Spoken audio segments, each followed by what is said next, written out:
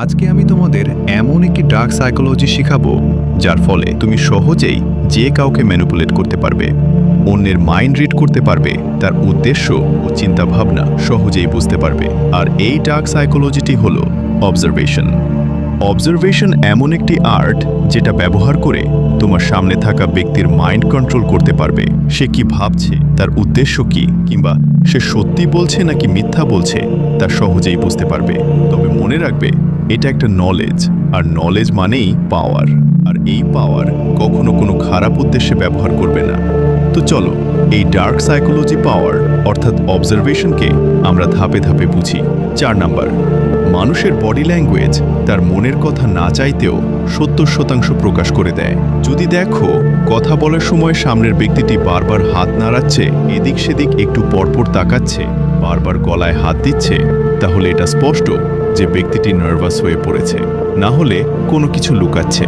Example, ধরো তোমার girlfriend বলল, আমার কিছু হয়নি, আমি একদম ঠিক আছি, কিন্তু সে হাত নাড়াচ্ছে, পা ক্রস করে রেখেছে, তাহলে বুঝে নাও তার আসল কথা মুখে নয়, তার হাবভাবেই লুকানো। 3 নাম্বার, কথায় বলে চোখ হলো মানুষের মনের আয়না। যদি কেউ কথা বলার সময় তোমার দিক থেকে চোখ ফিরিয়ে নেয়, তাহলে বুঝে নাও সে কিছু লুকোচ্ছে, না হলে সে কথাটি এড়িয়ে যেতে চায়। আর যদি কেউ তোমার দিকে এক দৃষ্টিতে তাকিয়ে থাকে, তাহলে বুঝে নাও সে তোমাকে ডমিনেট করার চেষ্টা করছে। এক্সাম্পল, পুলিশ যখন কোনো সন্দেহভাজনকে জিজ্ঞাসাবাদ করে, তখন সে প্রথমে তার চোখের দিকে তাকায়, কারণ মুখ মিথ্যা বলতে পারে কিন্তু চোখ কখনো মিথ্যা বলে না। 2 নাম্বার, অবজারভেশন মানে শুধু দেখাই নয়, ভালোভাবে শোনাও। যদি কেউ কথা বলতে বলতে গলার স্বর উঁচু করে ফেলে, তাহলে এটা ইঙ্গিত হতে পারে যে সামনের ব্যক্তিটি ভয় পেয়েছে বা অনেক এক্সাইটেড। আবার কেউ যদি তোমার সাথে কথা বলতে বলতে নিচের দিকে তাকায়, তাহলে বুঝতে হবে সে গিল্ট ফিল করছে বা তোমাকে কোনো বিষয় কনভিন্স করাতে চাইছে।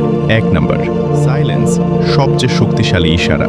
সবচেয়ে ডেঞ্জারাস এবং গভীর বিষয় হচ্ছে চুপ থাকা। যখন কেউ প্রশ্ন শুনে উত্তর না দিয়ে চুপ থাকে, তখন সেই নীরবতাই হয় তার উত্তর। উদাহরণ, তুমি যদি তোমার বন্ধুকে জিজ্ঞেস করো, তুই কি আমার এই জিনিসটি নিয়েছিস, তাহলে যদি সে কিছু না বলে মাথা নিচু করে রেখে চুপ থাকে, তাহলে এটি তার অপরাধবোধ প্রকাশ করে। মনে রেখো, সাইলেন্ট কখনো পরাজিত হয় না, এটি সব সময় মানুষের আসল অনুভূতি বহন করে।